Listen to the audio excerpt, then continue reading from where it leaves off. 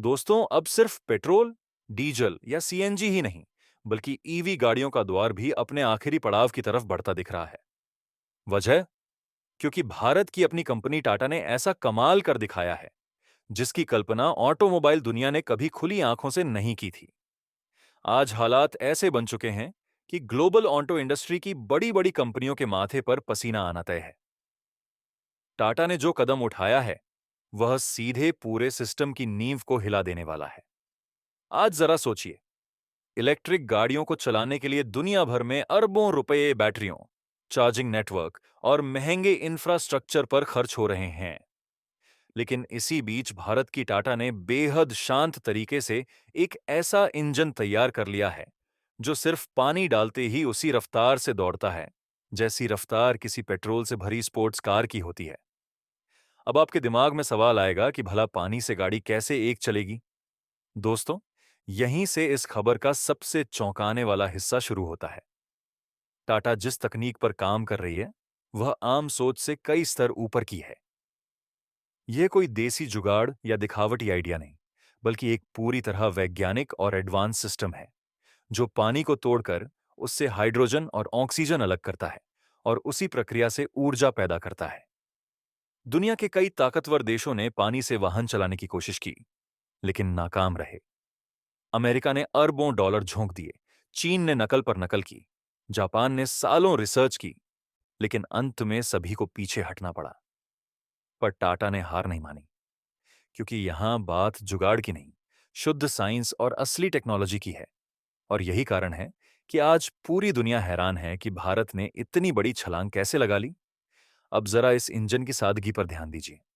न भारी भरकम बैटरियां, न दुर्लभ धातुएं, न लिथियम की खदानों पर निर्भरता। बस एक पानी का टैंक और एक इंटेलिजेंट सिस्टम, जो मौके पर ही पानी को तोड़कर हाइड्रोजन बनाता है। इसका मतलब ना हाइड्रोजन स्टोर करने की झंझट, न महंगे टैंक, न सेफ्टी का डर और न ही किसी विस्फोट का खतरा। यह इंजन उतनी ही सहजता से काम करता है जितनी आसानी से आपके घर का पानी का मोटर चलता है। इसी वजह से इसे आज की सबसे बड़ी गेम चेंजर टेक्नोलॉजी कहा जा रहा है। इसका दिल है इसका फ्यूल मैनेजमेंट सिस्टम। यह सिस्टम लगातार यह आंकलन करता रहता है कि ड्राइवर गाड़ी किस तरह चला रहा है। ट्रैफिक में धीमी रफ्तार पर गाड़ी कम हाइड्रोजन बनाती है, ताकि ऊर्जा की बचत हो। लेकिन जैसे ही हाईवे पर स्पीड बढ़ती है, सिस्टम तुरंत ज्यादा हाइड्रोजन तैयार कर देता है और इंजन को ज्यादा पावर दे देता है।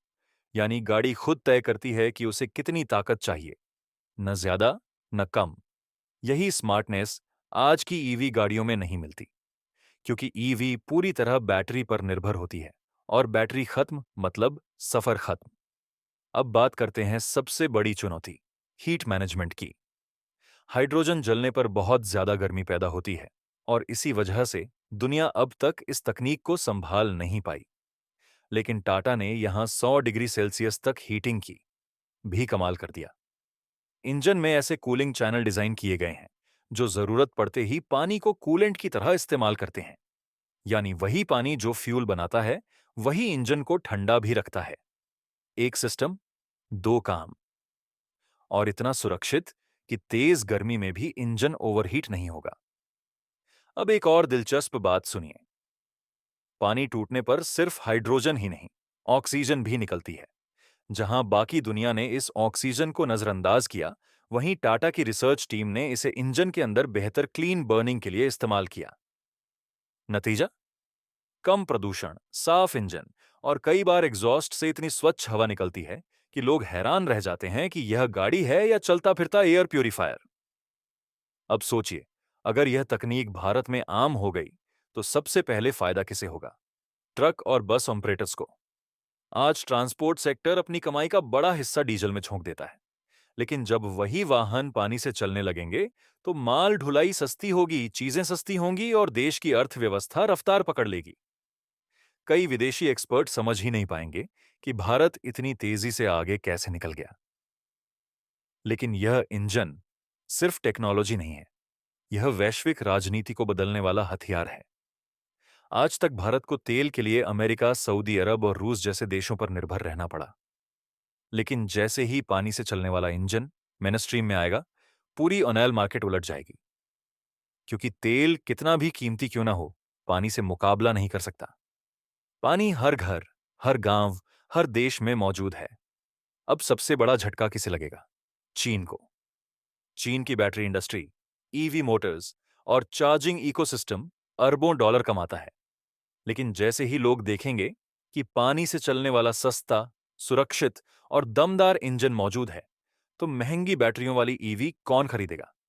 नतीजा, लोग टाटा की तरफ बढ़ेंगे और चीन की ईवी कंपनियों पर संकट आ जाएगा।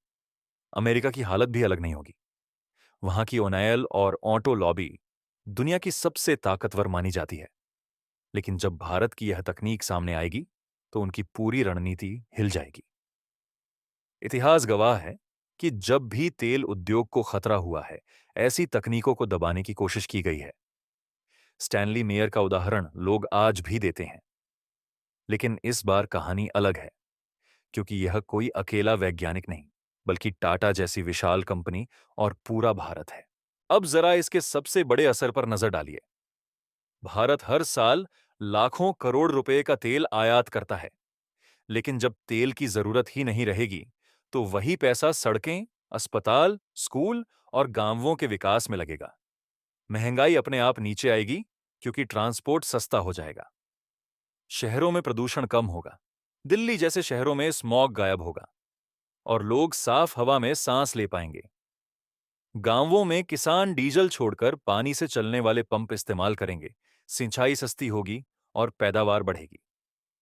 सेना के लिए यह तकनीक किसी वरदान से कम नहीं। युद्ध के समय फ्यूल सप्लाई सबसे बड़ा रिस्क होती है। लेकिन जब टैंक और ट्रक पानी से चलेंगे, तो भारत को रोकना लगभग नामुमकिन हो जाएगा। तो सवाल उठता है, क्या यह तकनीक सच में दुनिया बदल देगी?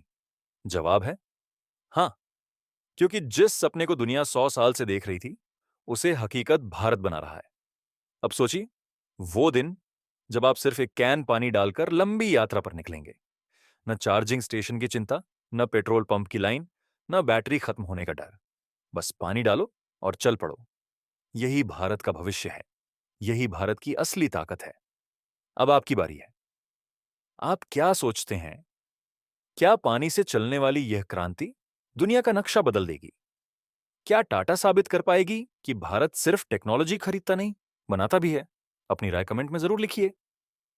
जय हिंद।